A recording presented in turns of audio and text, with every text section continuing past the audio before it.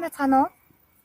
Чех хэл бидан сурах гэж байгаа. За, суурьтай буюу анхан шатны мэдлэгтэй цаашдаа бидан сурах хүмүүсүүдэд зориулах зөвлөгөө маань эхэлж байна. Та бүхэн анхаарлаа хандуулно. За, хүн болгон ерөөхдөө ингээд мэддэг юм яриад байгаа юм шиг санагдаж магадгүй. Гэвч хүн чиглүүлэх, зөвлөлөх, дахин санаалахаас нааш бас нэр тийштэй гэсэн тийм хүлээлттэй байдаг л да. Тэгэхээр та бүхэнд өгөх миний өнөөдрийн зөвлөгөө анхны зөвлөгөө маань юу вэ гэхээр та чех хэлээр өөрийгөө хүрээлүүлэх хэрэгтэй. Инхийн тулд байн өдөр тутамдаа хэрэгэлдэг гар утас болон компьютерийн тохиргоонуудаа чех хэлээр болгоорой. Мөн та өөрөө яг ямар хүсэл сонирхолтой хүн бэ гэдгээ мэдэх хэрэгтэй. За, загварын талаас авч үзэх юм бол хувцаслалт болон нүүр буудалт эсвэл үс засалт тал дээр өөрийгөө сайжруулах сонирхолтой хүн бол энэ чиглэлийн заавар зөвлөгөө мэдээллүүдийг чех хэлээр хайгаад түүнийг орчуулна гэсэн үг.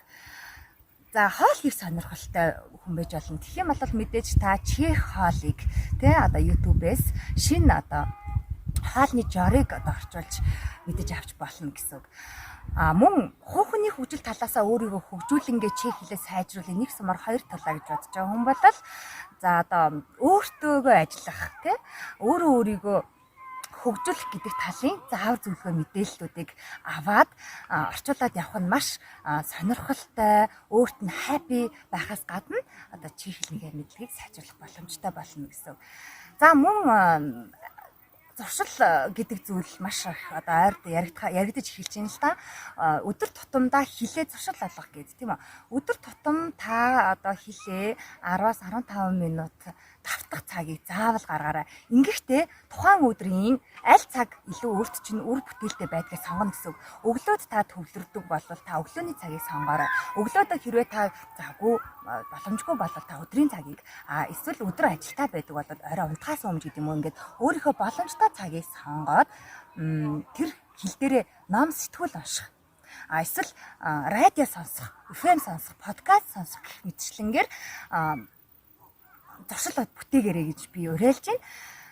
За, эхэндээ мэдээж эдгээр зүйл маань нэг үргэлжилсэн үгийн зохиол шиг чихний чинь хажуугаар сонсогдоод ойлгохдохгүй байж магадгүй. Гэвч зүгээр энэ нь эхлээд болвол таны чих харах онгоогоогүй байна. Гэвч байнгын дадал зуршил болгоод сонсоод мэдхгүй байгаа үгэн дээрээ ажиллаад ирэхлээр мэдээж энэ маань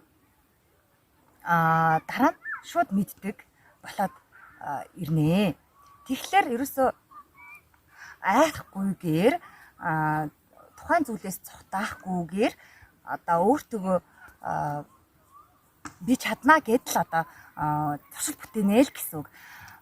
Ийм байна л да. Мэдээж сурмаар байгаа хүнд бүх зүйл боломжтой санагддаг болол дургуут хүчгүй гэдэг шиг мэдэж сурахыг хүсэхгүй эсвэл айгүй тэрэг бэрхшээл зовлон тухайн хэлтэй холбоотой бүх асуудлыг л асуудал гэж хараад байгаа юм бол та энэний ард гарахгүй. Ямар нэг байдлаар сайн багш хайх, сайн сургалтын төв хайх гэхээс илүү бүх багш нараас бүх сургалтын төвөөс авахыг нь авдаг байх хэрэгтэй. Ингээд юмны эргийг харж өөртөө итгэлтэй болсон хүн альва өөртөө чинь хамгийн их чухал байгаа зүйлийг бол сурах боломжтой болтгоо л гэсэн гэдгийг хэлэх гэсэн санаа юм аа. За, ингээд ээлжид зөвлөгөөнд анхаарлаа хандуулсан та бүхэндээ баярлалаа. Мэдээж миний хувьд та бүхэндээ өөрийнхөө чадах чинээгээ заавар зөвлөмжүүдийг бол цуврал хэлбэрээр өгөхийг ирмэлцэн. Ингээд зөвхөн өөртөө тулж ажилласан юмыг эргээр харахыг хүсдэг, өөрийнхөө чухал хэрэгцээтэй шаардлагатай зүйл дээр төвлөрч чаддаг хүн бүгдийг даавн тулдсан шүү гэдгийг л та бүхэндээ өөрийнхөө туршлага болон өөрийнхөө амьдрал, өөрийнхөө биедээр тулсан туршлагаасаа хуваалцаж байгаа юм шүү. Ингээд та бүхэнд баярлалаа. Баяртай.